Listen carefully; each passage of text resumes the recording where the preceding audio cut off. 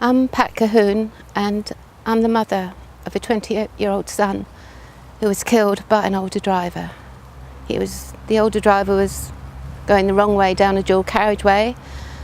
My son, who was not speeding, was overtaking a car on the dual carriageway and met this elderly driver on a bend. And we believe he was killed outright, but I don't know. The elderly driver survived. He had a Volvo. Sorry, I'm not talking very well. I always get upset when I recall that night. He was only 28, my son. He wasn't doing anything wrong. He wasn't speeding. He hadn't taken drugs. Wasn't drunk. And he just started a new job. And he was so full of plans for the future. And it's been taken away by this man who couldn't or wouldn't admit to himself that he shouldn't be driving. But all I know is that man should not have been driving. He had no eyesight in one eye, and he was below the legal limit in the other eye, and he was driving at night. And my son didn't stand a chance. My son's accident happened early evening. It was March, so it was dark. I believe it was about 7:15 in the evening. They could only identify my son by the number plate on his car. So they traced his address through DVLA. So he knew where I worked. So the police contacted my work and they gave them the phone number and the number of the house. When they came round, I was fast asleep in bed. I didn't hear the doorbell ring.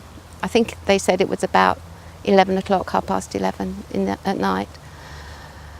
And it wasn't until my other son came back home from a night out, and when the police came back, they saw a light on in the house and they rang the doorbell. My son went to answer it, found a policeman on the doorstep asking to see me. So they got me up and they said, "Mum, there's a policeman downstairs to see you." I thought, oh, what's happened, But so I came downstairs and the policeman broke the news to me of my son being killed in the accident, asked if there was any way it could be anyone else. I said no. And I just screamed, I think.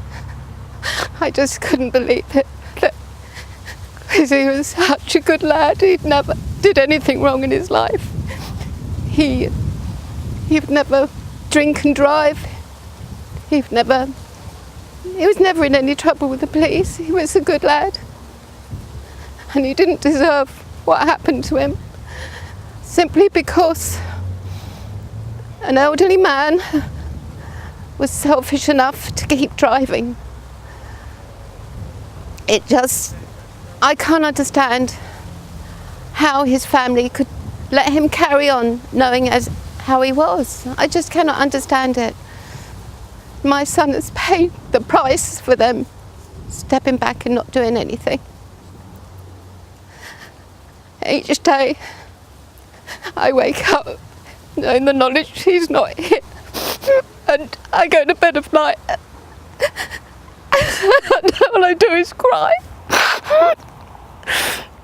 Because you never get over the loss of your son, especially when it so could have been so easily avoided. Not everyone when they get older is unsafe. It's just that a lot of older people, I can understand, it's their independence and they won't admit to themselves that they shouldn't be driving. They think, I'm all right. I've been driving for so many years.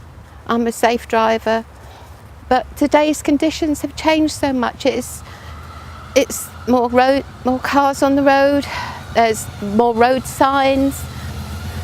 There's dual carriageways, motorways, things that weren't there when they started to learn to drive. And it's just, people just won't admit to themselves that they shouldn't be driving. I hope by doing this interview that it'll make more people aware of what can happen by just simply ignoring signs that perhaps an elderly relative or family friend shouldn't be driving. Not to ignore it and say, oh, he'll be all right. He may be all right, but the other person on the road, like my son, would not be. People must come forward if they think somebody shouldn't be driving. They must come forward. It's very difficult to recognise in ourselves our failing capabilities. We feel, that we can, I don't know, that we're indestructible, I suppose. But we're not. As we all get older, we all sort of, things aren't as they were when we were younger. We had to attend court in Bridgend. He had to answer to the charge. So me and my family, we travelled to Bridgend because we wanted to see the man that caused the accident. And we sat in the courtroom, and this elderly gentleman came in on a Zimmer frame, answered the charge, and as he was turning to go, I shouted out, "You silly old man, you killed my son." Of course, obviously I was very upset, and he turned to me and he just said, "I'm sorry." And that is the only remorse that I've had from him or his family. No other sign of apology. That was all I had from him.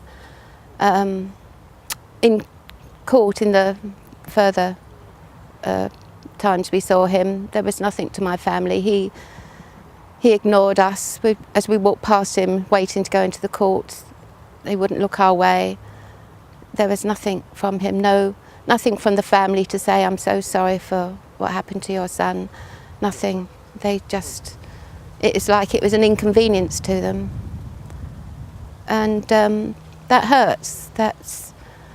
If there was some sign that they deeply regretted letting their father continue to drive, but there was nothing from the sons, nothing. And it's something I think of every day. It hurts so much.